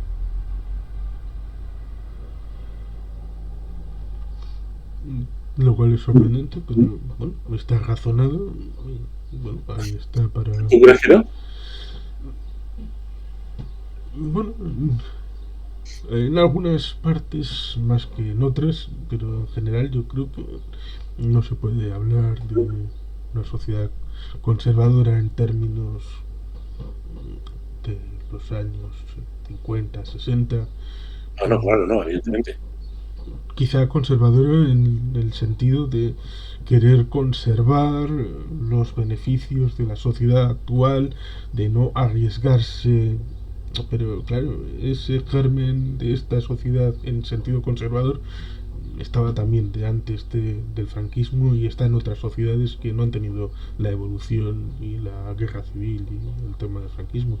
Esto parece bastante humano, la idea de que cuando tienes un cierto bienestar lo quieres conservar y tiendes un poco a la estabilidad, no generar inestabilidades, porque eso evidentemente pues hace que las cosas salten por los aires, que nadie esté seguro, que no haya seguridad jurídica, que no se puedan hacer inversiones, que no se puedan hacer obras, que no se puedan generar empresas, y eso evidentemente... Sí, pero lo que hablábamos, decías que la sociedad de los años 30, una sociedad española, era una sociedad progresista, y es cierto, y que el franquismo no solo era Franco, sino que también era un montón de gente en torno a Franco que tolera a Franco a cambio de que Franco restaure un poco el orden social que ellos creían que era esa gente que estaba en torno a Franco era la minoría en los años 30. Lo que pasa es que se hace con el poder por las armas. Entonces, toleran la dictadura, pero a cambio se restaura el orden social, lo que ellos entendían por el orden social. Bueno, pues a la larga Franco hace una guerra cultural durante esos 40 años para cambiar la mentalidad de la gente, y al final del franquismo sale una sociedad contra la que un militar como Franco, lo que era un militar como Franco en los años 30, hoy no se rebelaría. Y la prueba está en que hay un montón de militares de derechas y muy de derechas que ni plantean una rebelión. Ni plantean una rebelión porque esta sociedad les parece bien, incluso aunque gobiernen el PSOE. Bueno, en parte porque el ejército está un poco de aquella manera. Claro. Pero bueno, yo creo que sí, que lamentablemente España es una sociedad conservadora, en ese sentido Madrid es España, claro, porque es donde está concentrado el conservadurismo más cuñado y más desagradable, pero... Entonces, ¿así se explicaría el éxito de Ayuso? No lo sé, porque a mí hay una cosa que me cuesta mucho decir, que es eso de disfruten lo votado. O sea, yo creo que el éxito de Ayuso se explica, claro, si te digo, no lo sé, no te sé responder esa pregunta, no sé cómo se responde, no sé cómo se explica el éxito de Ayuso. Yo creo que se explica por varias razones. Una de ellas es que Ayuso es una persona que tiene que no es tonta, aunque diga a la izquierda madrileña nos gusta reírnos con sus ocurrencias y con las tonterías que dice, como esto que ha dicho últimamente de los libros de texto, que luego dice que no y tal, pero lo cierto es que sí, nos reímos de ella, pero no somos capaces de imponernos políticamente a ella, de ninguna manera. Sí, que es algo que escuché en Valencia. Hacían muchas risas de Rita Barberá, pero en 2008 todavía seguía ganando por mayoría absoluta. Claro, sí, nos reímos. O sea, en la izquierda tenemos una cosa que es esa superioridad moral e intelectual que nos autoatribuimos. No, que todos los demás son tontos, ya, todos los demás son tontos, pero tú nunca ganas las elecciones. Lo que tienes que hacer es ganar las elecciones y eres incapaz de ganarlas. ¿Por qué? Si es tonta esta tía, ¿por qué no le ganas las elecciones? Venga, hazla quedar en ridículo en un debate y gánale las elecciones. Claro, es que... Entonces, si me pongo a explicar por qué, bueno, la gente vota... ¿por qué la gente vota a Ayuso? Yo no me lo explico. Yo es que no podría votar a Ayuso. Yo es que creo que aunque fuera de derechas, si yo fuese de derechas, me repelería votar a Ayuso. Porque yo veo que está haciendo trampas permanentemente, trampas políticas, trampas dialécticas, está haciendo demagogia permanentemente, está exagerando permanentemente y está además tratando de llevar a la gente de Madrid a lo que decíamos al principio. Sin decirlo, porque en Madrid eso no se puede decir, porque no se puede decir claramente, pero a de hecho crear un hecho diferencial diferente de Madrid con respecto al resto de España. Lo cual es curioso, porque creo recordar que en la época del intento aquel de la moción de censura en el año 89-91 surgió por escisión un partido regionalista madrileño que evidentemente no creo que tuviera ninguna vida. Sí, bueno, tuvo un diputado durante varias legislaturas. Yo creo, era el tipo este que ganaba siempre a la lotería, que le tocaba la lotería todos los años. Creo. Sí, pero sí, intento. Y ahora se dice también de Más Madrid, que es un partido regionalista, lo cual no es verdad. Yo creo que Más Madrid es un partido verde, claramente. Pero, claro, tiene mucha fuerza en Madrid, pero no la tiene, no lo tenemos fuera de Madrid. Pero que Ayuso está claramente... digamos que no es por afirmación, Más Madrid sería tildado de regionalista por negatividad. Es decir, que como Más Madrid tiene fuerza en Madrid y no tiene fuerza fuera de Madrid, tiene una implantación más importante en la institución central que es Más Madrid. Hemos hecho una cosa ahí que yo no sé si está bien hecha o mal hecha, que es que Más Madrid sí que ha intentado crear una estructura nacional, una estructura estatal en otras comunidades, pero la gente de Más Madrid siempre hemos tenido miedo a una cosa y por eso no tenemos la estructura. Y eso es una cosa que lo hemos reflejado en los debates internos muchas veces, que es ir a Soria o ir a Segovia o ir a Guadalajara a crear partido allí, porque entonces queremos evitar que digan, ya vienen los de Madrid a decirnos lo que tenemos que hacer. Somos un partido que nació en Madrid, que ha nacido para intentar quitar a la derecha de Madrid. No tenemos un discurso regionalista, ni nacionalista madrileño, ni nada de eso. O sea, nuestro discurso en Madrid es el que es un discurso de izquierdas, verde y tal. Y si tuviéramos un partido español, tendríamos el mismo discurso, no tendríamos otro. Cuando llegan momentos electorales, siempre decimos, bueno, hay que crear, de ahí surgió lo demás país, hay que crear candidaturas en otros sitios, pero lo que no queremos, nosotros lo que queremos es que aparezcan candidaturas allí que tengan el mismo discurso que nosotros, pero no queremos ir a crearlas, porque si vamos a crearlas estamos yendo desde Madrid a decirles a ver todo lo que tienen que hacer. Y entendemos que eso, bueno, hace 30 años igual hubiera funcionado y así se crearon candidaturas de muchos partidos en muchos sitios, pero hoy eso no cuela, porque la gente está a los cojones hasta los cojones de lo que viene de Madrid. Entonces por eso, entre unas cosas y otras, no nos sale nunca tener candidaturas fuera. Por eso somos un partido regionalista. No regionalista, somos un partido que está implantado en Madrid, prácticamente solo. En Madrid somos muy fuertes, porque somos el primer partido de la oposición, hemos quedado por delante del PSOE, o sea, todo muy bien. Pero solo estamos en Madrid, ¿no? Aún así, Ayuso intenta crear un hecho diferencial madrileño y no existe, es que no existe. El hecho diferencial madrileño lo que intenta hacer Ayuso es simplemente exacerbar las diferencias con el resto de las comunidades. Yo recuerdo una cosa, bueno, en Barcelona yo creo que también pasó, pero cuando se estaba terminando el primer confinamiento, claro, mucha gente se fue a sus segundas residencias, estaban en otras provincias y se creó cierta animadversión contra los de Madrid que venían a traernos el virus, en cierta forma con razón, ¿no? O sea, estamos aquí encerrados y de repente vienen los de Madrid simplemente porque tienen aquí una segunda residencia. Coño, espérate un poco, eso también pasa en Barcelona. Pero eso es muy ilustrativo de que hubo una frase, no sé si la dijo Ayuso o uno de sus consejeros, que no, es que nosotros somos de Madrid y vamos donde queremos. No vas donde quieres.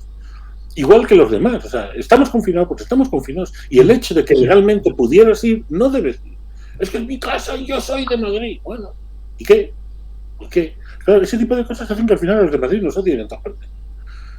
Mi profesora de ruso nos comentaba que había pasado una cosa curiosa, que en la época soviética la gente de Moscú era muy prestigiosa en el resto de Rusia. A la gente de Moscú la querían mucho. Los moscovitas eran gente a la que se consideraba bien en el resto de Rusia. Ahora los odian. Les consideran unos arrogantes y tal. Y es por el tema de los... Asocian los magnates en Rusia moscovita magnate al multimillonario. No les pueden ni ver. Nos contaba mi profe de ruso. Pues nos pasa un poco a nosotros lo mismo en Madrid. Es que nos asocian al ayusismo y sí, medio Madrid es así, pero el otro medio no. Y además yo no soy nada, yo soy chamberí. Hay una anécdota precisamente con el tema de la salida del primer confinamiento y también los confinamientos dentro de ellos, que precisamente es entre Vizcaya y Cantabria. Se decía lo mismo, se intentó abrir una cuña de que, hombre, los vizcaínos van a la segunda residencia a Noja, a Isla, a Castro, a Laredo, vale, fantástico. Pero eso fue un primer intento que fracasó. Afortunadamente fracasó. ¿Por qué? Primero, porque nosotros tenemos Ertzaintza, la podíamos poner en la frontera y aquí no pasa nadie. Segundo, cuando pasaba eso, era gente que vivía allí, pero trabajaba. Con lo cual, si trabajas, podías desplazarte. Y los intercambios era no de gente que iba a su segunda residencia, sino gente que trabajaba en un lado, iba a su lugar de trabajo y luego a casa, nada más. Y eso, ¿sabes cómo se reconvirtió? Se reconvirtió en que los madrileños eran los que iban a la segunda residencia a Cantabria. Y eso sí triunfó. Sí, pasó también en Valencia y a los catalanes también les pasó, a los de Barcelona les empezaron a mirar mal por muchos sitios porque también hacían lo mismo que los de Madrid, pero es que, claro, En cierta forma es merecido, porque claro, nuestras autoridades, en lugar de cortar eso, lo que hicieron fue decir, Echar gasolina. Es que hay antimadridismo en Valencia, hay madrileñofobia, lo llamaban en Valencia. Claro que la hay, no te joden, porque está yéndose de allí la gente con el virus de Madrid. Es que tienen derecho porque son de Madrid. Bueno, pues entonces no.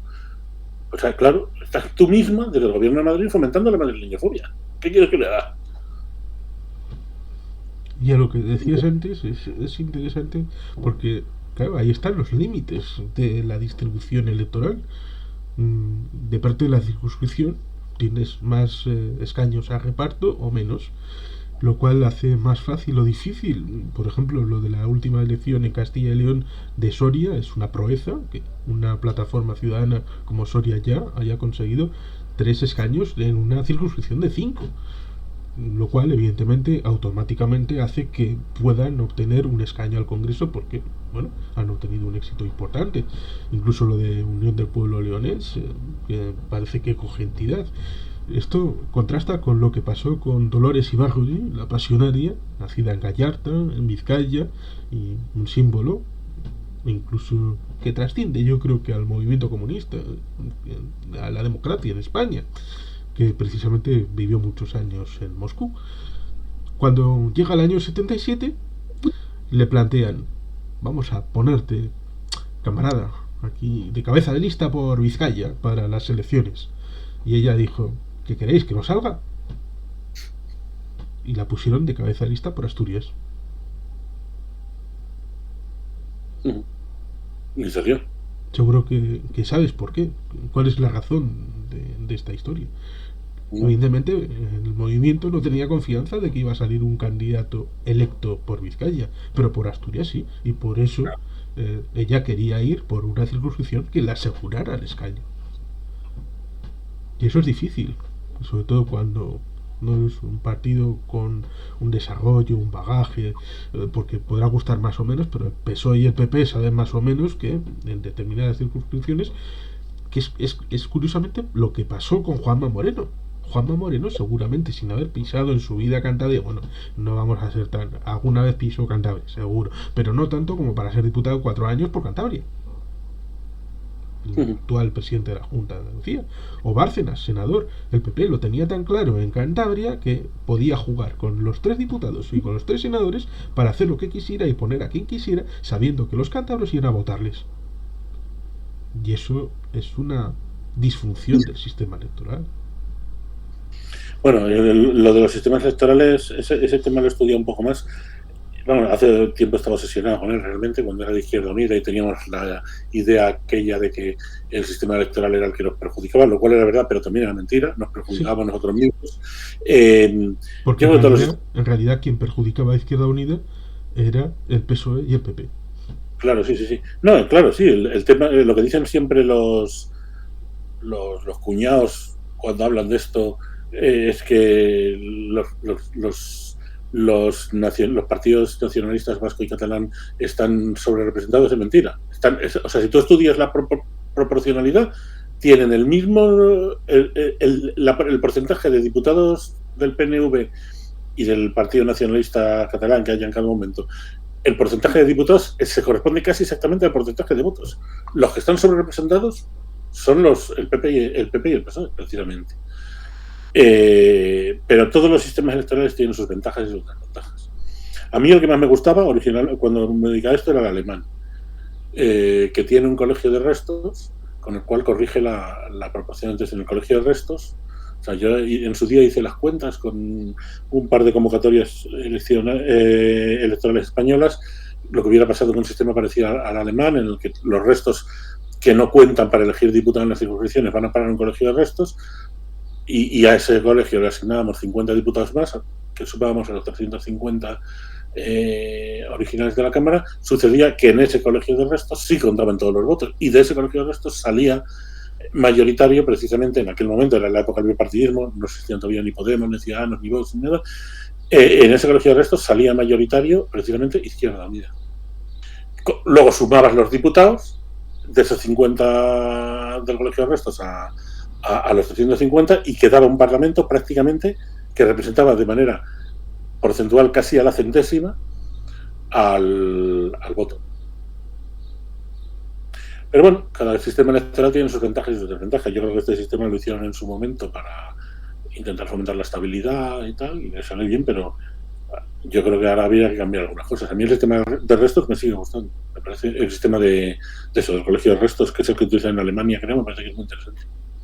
Sí, es una sugerencia interesante, porque no hay que tenerla en cuenta. Por ejemplo, en las elecciones europeas se podría hacer algo parecido, porque al fin y al cabo... Pero las elecciones europeas son muy proporcionales, porque España es una sola me refiero a que circunscripción. en las elecciones europeas se utiliza el sistema de circunscripción única, cosa que en otros países no utilizan. Ni siquiera la Jacobina Francia utiliza un sistema igual. Tienen departamentos, no exactamente, pero tienen 6 circunscripciones. Los alemanes tienen varias, los italianos tienen varias, los británicos tenían varias cuando estaban todavía, y por lo tanto se puede establecer un sistema de restos en tanto en cuanto al fragmentar siempre habrá gente que y Pero es que en las europeas no hace falta. Es que al ser circunscripción única, tú comparas los datos, compara los eurodiputados que han salido con el porcentaje de votos. Verás sí, que pero digo que después de fragmentarlo, ¿Eh? después de fragmentar esa circunscripción única que no tiene nadie más, con esa fragmentación entonces puedes introducir un sistema de restos para servir de banco de pruebas para luego incorporarlo al Congreso de los Diputados. Yo el europeo no lo cambiaría porque ya está bien. El europeo representa lo que sale, es exactamente lo que ha votado la gente. Porque son muchos eurodiputados los que se eligen, una circunscripción única, por lo tanto es muy representativo. ¿Para qué vas a cambiarlo? Como banco de pruebas intermedio, porque es algo que el sistema, por lo menos para el Congreso, se estableció en el ámbito de la ley de reforma del año 76, aunque evidentemente no se eligieron de diputados en ese referéndum, pero se estableció el marco general de cómo se iba a establecer la elección. Y ese sistema provisional, fue el que fue incorporado en la elección del 77 y a partir de ahí ha seguido, lo provisional se ha convertido en algo estructural y pareciera que es el mismo mecanismo mental que lleva a que no se pueda meter la mano en la Constitución. Cuando se abre el melón para reformar algo, aunque solamente sea esto de los disminuidos, que es un elemento término, un elemento que debería de ser algo sencillo. Siempre hay alguien después que, oye, ya que vamos a cambiar esto, cambiamos lo otro, lo demás allá, y en otros lugares han cambiado la Constitución varias veces, en Francia, en Italia, en Alemania, pero en España no se puede hacer. No es posible. Bueno, en Francia, o sea, no sé lo que pasa en Alemania, en Francia en realidad, cada vez que cambian la Constitución crean una república nueva, y ya van por la quinta, creo. En España es muy delicado. Lo que pasa es que yo, claro, sí que creo una cosa: pretender que nadie, ni los de Vox para eliminar las autonomías, ni los de la izquierda para quitar al rey, o los nacionalistas para hacer no sé qué cambio en el derecho a autodeterminación, nadie puede pretender que se reforme que haya un acuerdo para reformar la Constitución solamente para lo que ellos quieren, porque eso es totalmente injusto. O sea, vale, yo te doy a ti tu cambio, pero a cambio te meto del mío. Decir, o sea, me explico, ¿no? O sea, sí. No, es que esto solo se hizo para quitar una palabra. Bueno, ya, pero es que reformar la Constitución es muy difícil. Y si conseguimos reformarla, yo quiero meter lo mío también. Ya, que habría que llegar a un acuerdo. Claro, o sea, cambiar la Constitución es un global. Tienes un acuerdo. O sea, tiene que haber consenso para cambiarla, si no es que claro. Pues te vuelve a pasar lo del artículo 135 con Agostilla en el año 2011, claro, espaldas a la gente en 2 días y ya está. Claro, sí, pero es que eso no se debe hacer así. Eso lo que hace es alejar la Constitución, o sea, hacerla cada vez no menos legítima, pero sí, ni menos democrática, pero sí más alejada de la gente en realidad. Porque en realidad se hace una reforma constitucional que lo que hace es perjudicar a la gente. Entonces, y encima se hace en secreto y con alevosía. Y para eso sí se ponen de acuerdo, pero para hacer otros cambios que podrían interesar más a la gente, no. En cualquier caso, yo lo que creo, bueno, no voy a introducir otro tema porque yo me tengo que ir a hacer mi arroz. Si meto ahora este tema, nos enzarzamos otra media hora. Pero vamos, que lo del soberano que decíamos antes. Hay un soberano creado democráticamente ahora mismo, que es España, y la ruptura de ese soberano debe venir de la mano de todo el soberano. Es decir, es el propio soberano el que puede decidir dividirse. no parte del soberano al que puede decidir separarse. ¿Me explico? Sí. Pero no podemos seguir con este tema porque yo tengo que hacer un arroz con No, langostinos. yo puedo cerrar ese tema con Sí, sí. el asunto sencillo, y es que precisamente ese debate está viciado en España. Cuando lo sacas es una dicotomía como si fuera Barça o Madrid. En vez de introducir realidades más complejas. Claro, pero porque hay una derecha que impide, que para ese debate permanentemente. O sea, vamos a ver, en mi opinión, España, lo que conocemos como España, debe mantenerse unida para, como he dicho antes, avanzar, yo, en mi opinión, cuanto antes mejor, hacia una integración mayor europea y más democrática en la cual España se subsuma y desaparezca como Estado. Esa es mi opinión. Es decir, yo creo que hay que mantener España unida. Pero no soy contrario a que ni este ni ningún otro debate, a que España decida, el soberano español, a la vista de que hay una parte de España que no quiere permanecer dentro de lo que políticamente es España, es decir, dentro del Estado español, no soy contrario a que se abra ese debate e incluso a que se intente hacer una reforma constitucional. Y yo, si queda certificado que realmente existe la voluntad en Cataluña, en el País Vasco o en Sevilla de formar otro Estado, de separarse del Estado español, aunque mi partido, el partido que yo representara, fuera contrario a eso, yo no podría en el Parlamento, y mi partido, por lo tanto, no podría en el Parlamento votar en contra, aun estando en contra de ello. Porque es que no queréis ser españoles, no sois españoles, por lo tanto, no os voy a mantener a la fuerza. Entonces yo votaría a favor de esa reforma constitucional, no estando de acuerdo con ella. Pero hay que hacerlo de la forma constitucional, hay que hacerlo de la forma legal, porque si no estás rompiendo la democracia. Estás rompiendo la democracia. Es decir, el soberano tiene que decidir romperse. Y aunque aparte del soberano no le guste esa ruptura, la tiene que aceptar. Sí, claro, lo que decía antes. Un referéndum real que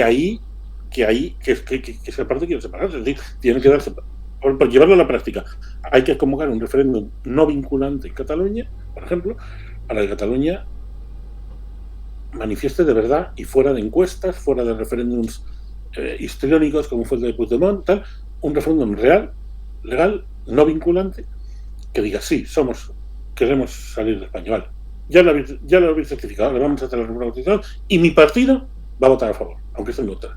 Sí, es lo que decía antes respecto a la foralidad de que la democracia es lo que decía antes respecto a la foralidad, que la democracia no solamente es ley, sino también la forma en la que se hace la ley. Es forma y fondo. Claro, pues por eso digo que ese debate que está viciado, bueno, está viciado tal como lo vicia la derecha española, que lo dice, no, que eso lo tenemos que decidir entre todos y siempre vamos a votar que no. No, eso lo tenemos que decidir entre todos, es cierto. Ahora, eso de que siempre vamos a votar que no, no es verdad. O sea, yo votaría que sí, aun estando en contra, siempre que hubiera un referéndum antes en el cual Cataluña o el País Vasco o Galicia o quien fuera decidiera que sí, que quiere ser. Y eso no es, y eso lo dijo Otegi, no lo digo yo, lo dijo Otegi. Y eso no es el 51% de la población, habrá que ver cuánto es. Pero ya lo dijo Otegi, no es suficiente el 51% de la población para ganar un referéndum de autodeterminación. Yo no sé por qué lo dijo, pero lo dijo. Pero bueno, tiene que haber un referéndum en el cual Cataluña, el País Vasco, quien sea, diga que sí para después poder votar que sí y poder hacer el procedimiento. Lo que dice la derecha es que si la votamos todos nunca vais a ser independientes porque es que nosotros siempre vamos a votar que no. Mentira. Mentira. Los partidos demócratas votarán que sí. Aunque no estén de acuerdo. Lo cual sería un desastre, por cierto, porque yo creo que tenemos que ir todos juntos, como dijo Fernando VII, yo el primero, por la recta senda de la integración europea y, por lo tanto, la desaparición del Estado de España. Y del de Cataluña, y del de Andalucía, y del de Alemania. En fin, yo tengo que hacer un arroz.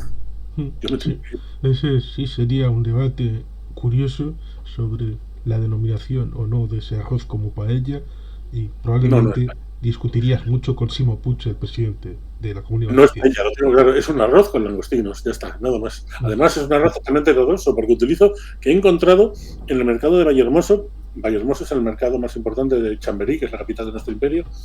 En el mercado de Vallehermoso he encontrado unas latas de caldo que vienen de Alicante, que son buenísimas. Es un caldo concentrado que le tienes que poner 3 partes de agua y haces un arroz en un momento. Sale buenísimo, le pones 4 langostinos y sale riquísimo.